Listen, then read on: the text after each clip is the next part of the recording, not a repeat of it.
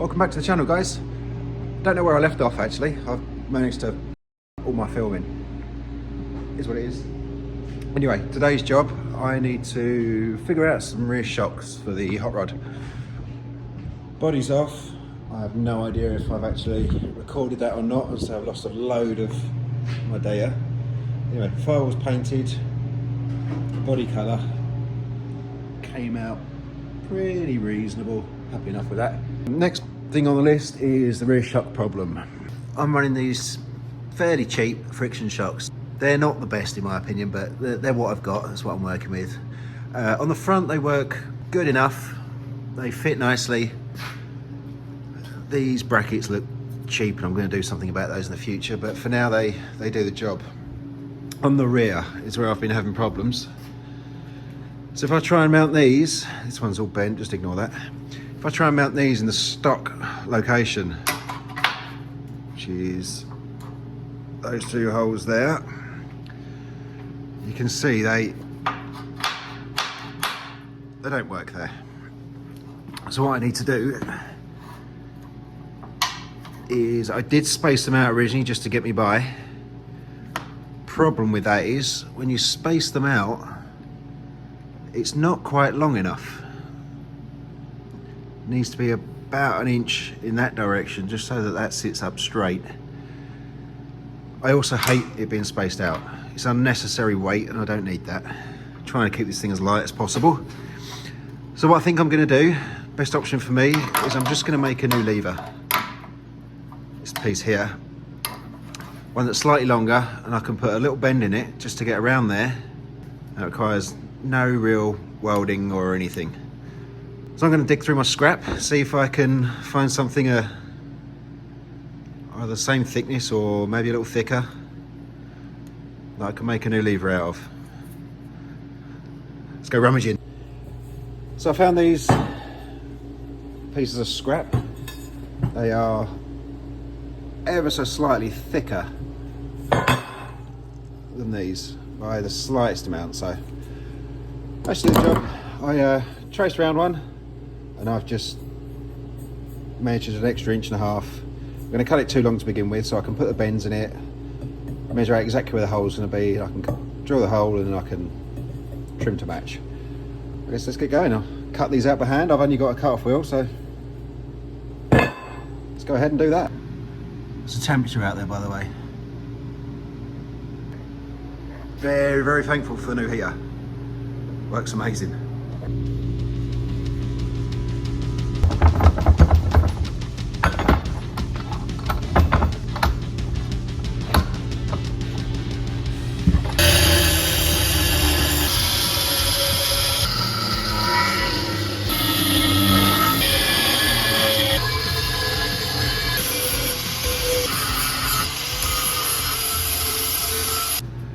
So here's a piece all cut out.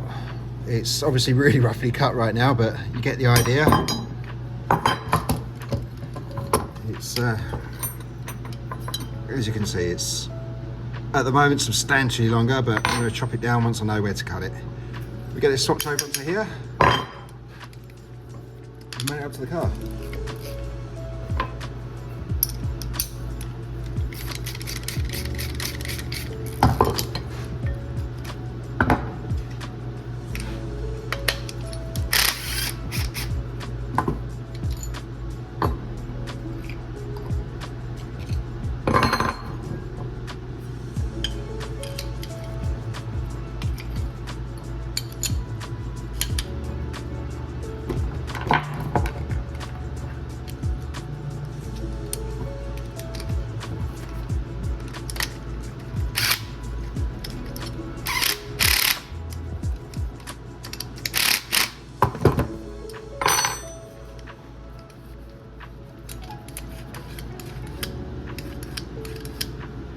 Pretty good. Let's take it into the car.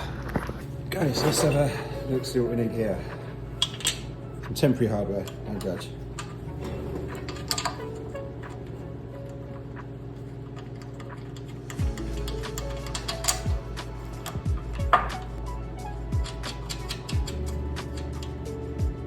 So that's where it needs to be. It might not look right on camera, but hang on, let me That's the centre. I'm going to put a very slight bend in it right here. I'm going to go a marker. So I want to put a couple of bends in it. One, so I'm probably going to do it here, which is just going to clear the brake rods. And just put a little dot here. And that'll allow me to bend it out slightly here. I'm going to see if I can get a bend in it without any bending tools or heat. Look. Okay, so here's my bend mark. I don't have any kind of heat, so this could be interesting. Give it a try. This is the wrong way of doing it.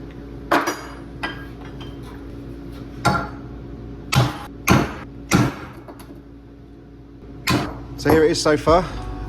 Obviously my camera battery died and it's on charge right now. Old one, new one. Got a kind of bend in there. It's bent to the angle that I want it at. I'm gonna go and see if it fits on the car. So let's see if this fits. It's pretty close.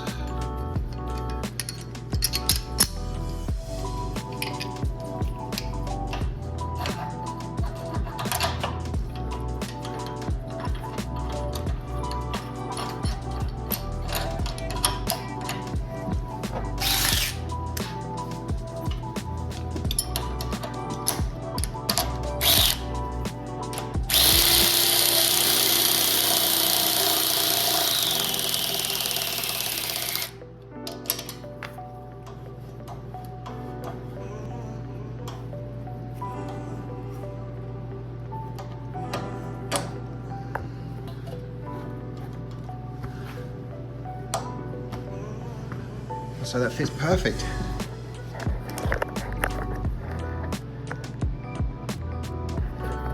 Looks tight on camera. Well, I guess it is kind of tight, but that can't really hit there. It's clears nicely there.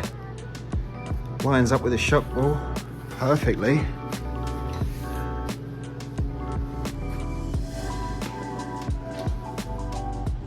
Yeah, should do the job. I'm more than likely going to have to trim some of the inner fender well here. But I'd rather do that than chop and drill extra holes in the frame, because this has been patched in its previous life somewhere, and kind of could have been better, but it did the job. But I think the shock is going to sit and interfere with this area here. So I don't mind cutting this bit out and clearance of this. Obviously there's previous shock mounts there that someone put on. We'll figure it out.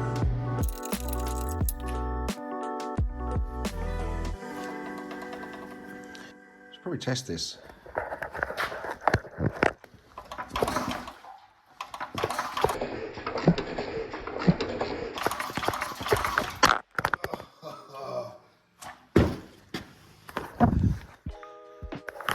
So now I've got a modified arm all done. It fits great. Clears everything perfectly. I'm happy with that. I need to make these actually function a little better. These are kind of cheap, shitty Chinese versions. That's what I've got. It's what I'm dealing with for this season. The way these work, these two pieces of friction material here get sandwiched, and the tighter you clamp this, in theory, the stiffer the shocks are. It's not the best way of doing things, but it's old technology. Anyway, at the moment, this base plate is so thin and jank, it's not actually straight. So you're not getting a full, I don't know if you can see that, you can kind of just see the little gap in there. I'm going to put a plate in here using the old arm I cut off as a new friction surface. Anyway, I'll show you what I mean. We'll start by taking this apart again. Tails at the time. So the piece of the shock, I'm going to take this piece here and modify that. So this isn't a good straight edge, but arm's here. I don't know if you're going to be able to see that on camera, but you get the idea. It is not flat.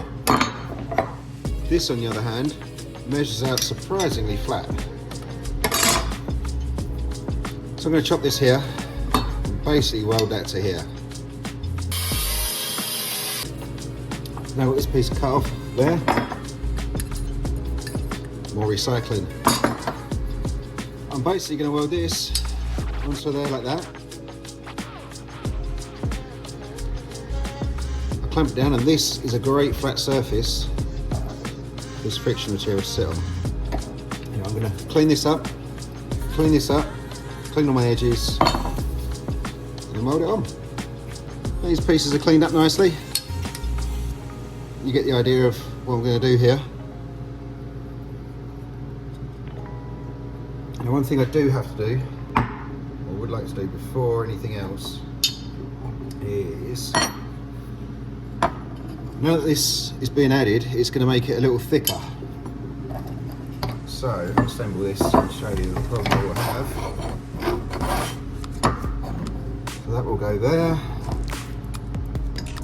That will go there. Obviously that goes first. Second friction plate.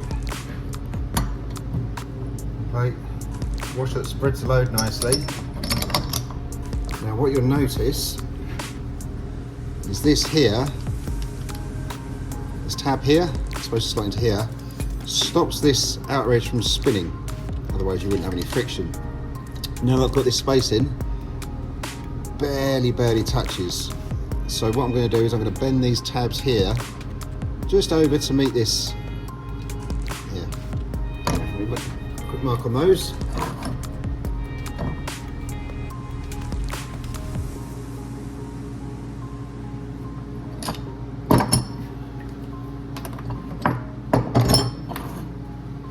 I'm just going to put it in the vise and bend it over. Get our trusty sheet metal brake.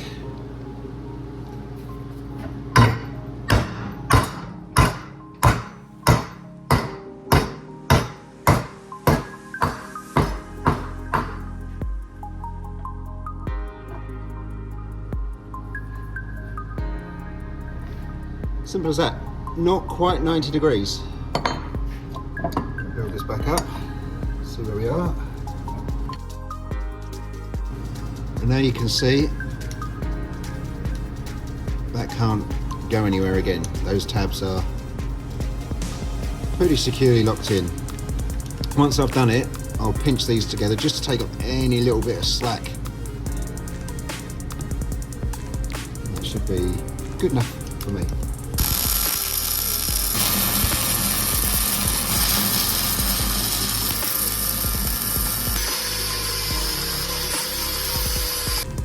So I welded this up, cleaned all the welds up best I could. It's not perfect, but I'm happy enough with it.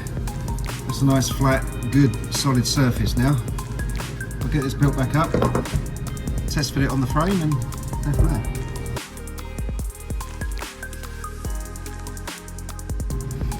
So now that's bolted up, that spins real nice. Nice and smooth, no rough spots, no crunching or grinding. You can kind of see this is a nice thick surface now that's really flat. This is nice and thick and flat.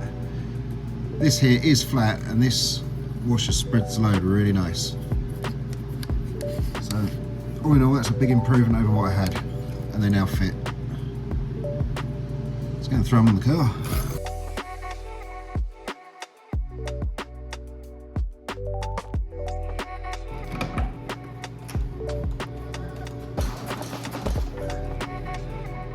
Well, I think it looks a ton better than it did before. At least now it fits nicely. It's not going to hit anything mechanical. As I said before, I'm probably going to have to clearance the body.